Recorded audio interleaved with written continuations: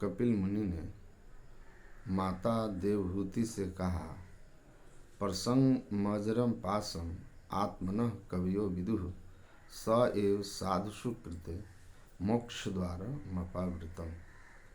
हे माता, संसार और सांसारिक पदार्थों संबंधों में आसक्ति बंधन का कारण बनती है, जो जीव को बार बार संसार चक्र में डालती है, जन्म और मरण का दुख भोगाती है। वहीं जब हमारी आसक्ति, हमारा प्रेम सांसारिक वस्तुओं से, व्यक्तियों से हटकर किसी संत महापुरुषों के चरणों में जाके जुड़ जाता है, तो वह मुक्ति का द्वार खोलता है। गोस्वामी तुलसीदास जी महाराज ने भी कहा है, संत संग अपवर्ग कर कामी भव कर पंथ। संत महापुरुषों का संग दुख निवृत्ति, जन्म मरण से मुक्ति, मोक्ष का हेतु है, और वही सांसारिक लोगों के संग जन्म और मरण का बंधन देने का कारण है।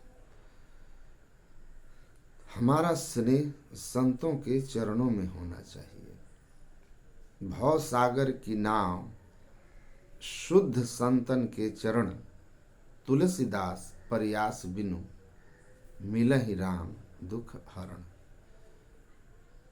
भवसागर से पार जाने के लिए संतों के चरण नाव है।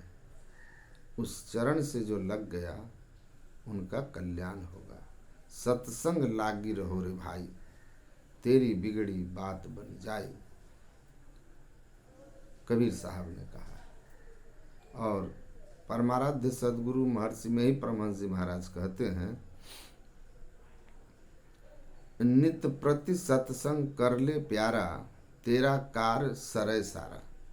नित्य प्रति संतों का संग कीजिए, आपका सारा कार्य सफलीभूत होगा,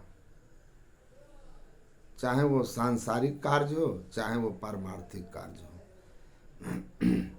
संत के संग से दोनों कार्य सिद्ध होंगे, लोक परलोक दोनों सिद्ध हो जाता है।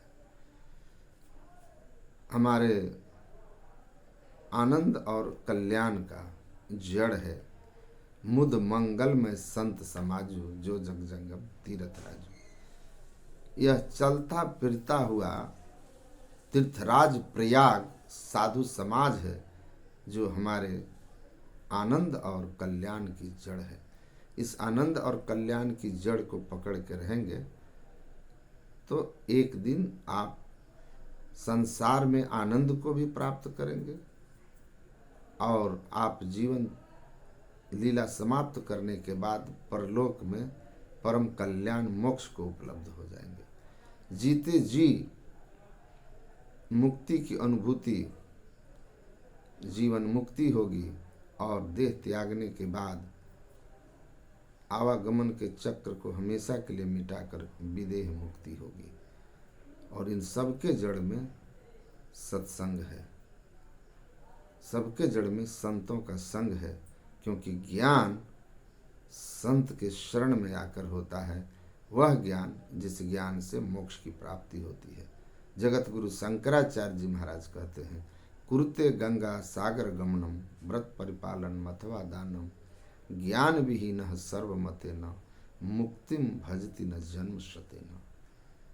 किसी भी तीर्थ धाम में जाकर के मोक्ष का ज्ञान, आत्मानुभूति का ज्ञान, परमात्मानुभूति, परमात्म दर्शन, आत्मदर्शन नहीं हो सकता। उस मार्ग को बताने वाले संत हैं, सद्गुरु हैं। इसीलिए संत सद्गुरु की बताए हुए मार्ग पर चलना है, उनके शरण में जाना है, उनका सत्संग सुनना है, और उनके बताए हुए मार्ग के अनुसार आचरण करना है। हमारा परम कल्याण हो जाएगा। बिन दया संतन की में ही जानना इस राह को हुआ नहीं, होता नहीं, वह होनहारा है नहीं। इसलिए संत की शरणागति, संत के शरण और संत के संग ही हमारे कल्याण का मार्ग है, हमारी मुक्ति का मार्ग है। इसलिए सत्संग से बढ़ कर के हमारे जीवन में सुख देने वाला, लोक परलोक सुधारने वाला कुछ भी नहीं है।